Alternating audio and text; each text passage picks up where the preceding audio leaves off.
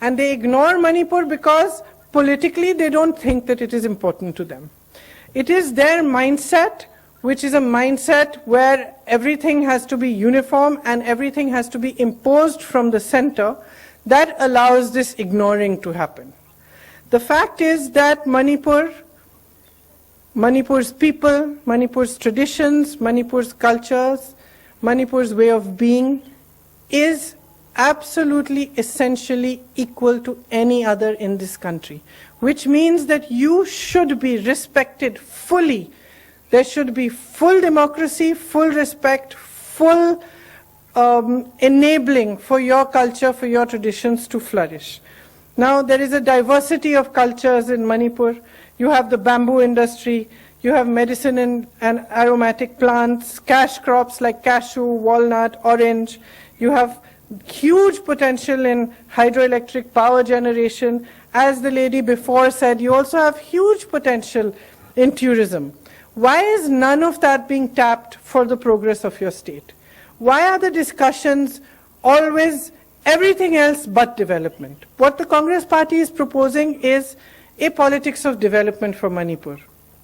What you have seen in the last 5 years is a completely different style of politics. Right from the beginning of the formation of this government, there was an undemocratic behavior and process. What happened? You elected the Congress party, but you got another government. The process which was used to give you that government, the pressurizing, the bullying, the bribing, brought that government into power. Now, when a government comes into power on that fundamentally wrong basis, what are its actions going to be like? It has continuously disrespected the mandate of 2017.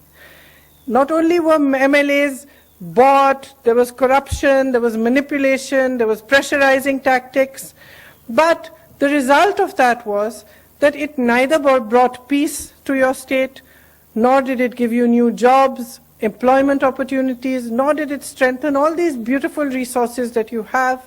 You have, as I said, beautiful natural resources that could be strengthened into a really vibrant tourism industry. What's actually happened is that your health index is very low. The amount that is spent on health in Manipur is shockingly low. Not only that, during COVID and the lockdown, it was very visible how Manipur is being ignored. You had a very, very weak response to COVID. Even the vaccination rates were low. The death rates were phenomenally high considering the population of Manipur. And the lockdown affected businesses all across the state. It created a lot of stress, a lot of pressure on small businesses, on medium-sized businesses. Of course, tourism, to whatever extent is there, also would come to a standstill.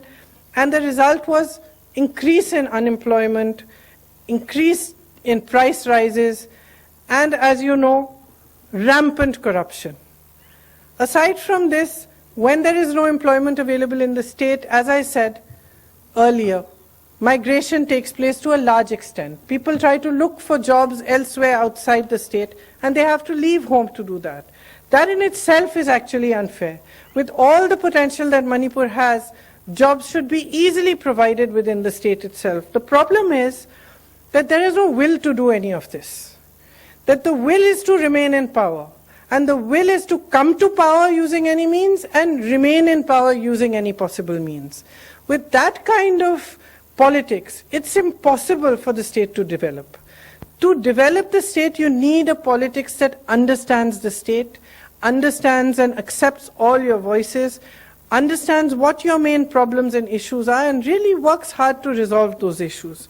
Like, for example, women in Manipur, I'm so proud of all of you because you're so strong and you stand up for your people every time that there is a need.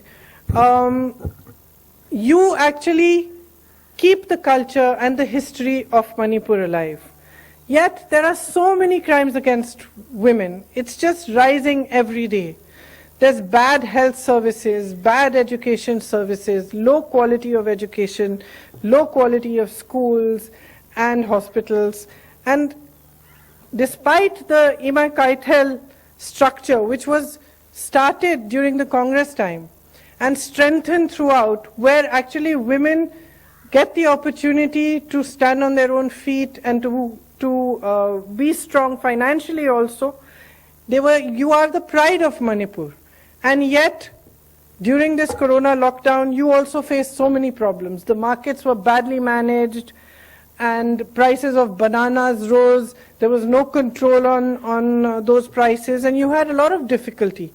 So for that, see, again, you need a government that recognizes the equality of women. I am constantly striving to bring women forward, to create an atmosphere in the politics of the country where women are given equal representation in political space, especially now in Uttar Pradesh, the work I'm doing.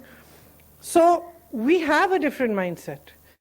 The mindset of the BJP towards women is not the same as the mindset of the Congress. The Congress party considers women as equals. The BJP's ideology can never consider women as equals.